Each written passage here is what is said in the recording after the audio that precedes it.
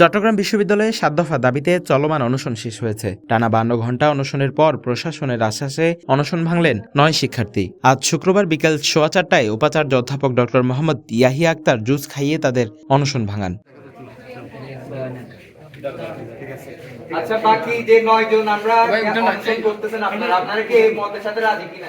গেল বুধবার দুপুরে বিশ্ববিদ্যালয়ের অধিকার সচেতন শিক্ষার্থীবৃন্দর ব্যানারে অনশন শুরু করেছিলেন ৯ শিক্ষার্থী। তাদের অন্যতম দাবি ছিল প্রক্টোরিয়াল বডির পদত্যাগ। অনশনে অংশ নেওয়া শিক্ষার্থীদের মধ্যে ছিলেন বাংলা বিভাগের স্নাতকোত্তরের শিক্ষার্থী ওমর সমুদ্র, বিশ্ববিদ্যালয়ের শাখা গণতান্ত্রিক ছাত্র কাউন্সিলের সংগঠক ধ্রুব বড়ুয়া, বিপ্লবী ছাত্র মৈত্রীর শাখা সভাপতি যশোদ জাকির, সাংগঠনিক সম্পাদক রামরা সাইন মার্মা, রাজনৈতিক শিক্ষা ও সাংস্কৃতিক বিষয়ক সম্পাদক আহমেদ মুগ্ধ, দপ্তর সম্পাদক নাইম শাহজাহান, নারী অঙ্গনের সংগঠক সুমাইয়া শিকদার, বিপ্লবী ছাত্র যুব আন্দোলনের সংগঠক ইশাদে ও পাহাড়ি ছাত্র পরিষদের সাধারণ সম্পাদক সুদর্শন চাকমা।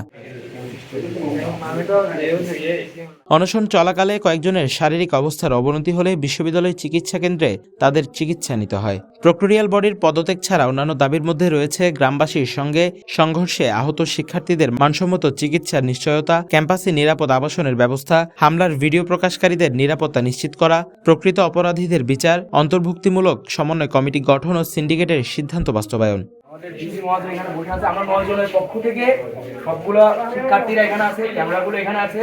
আমাদের যে ৭ দফা এখনো আমরা বুঝতেছি প্রশাসনের পক্ষ থেকে যে ৭ নাম্বার যে দফাটা। প্রশাসনের আশ্বাসে আপাতত অনশন শেষ হলেও শিক্ষার্থীরা জানিয়েছেন আলোচনায় দাবি পূরণের অগ্রগতি না হলে তারা আবারও কঠোর কর্মসূচি নেবেন।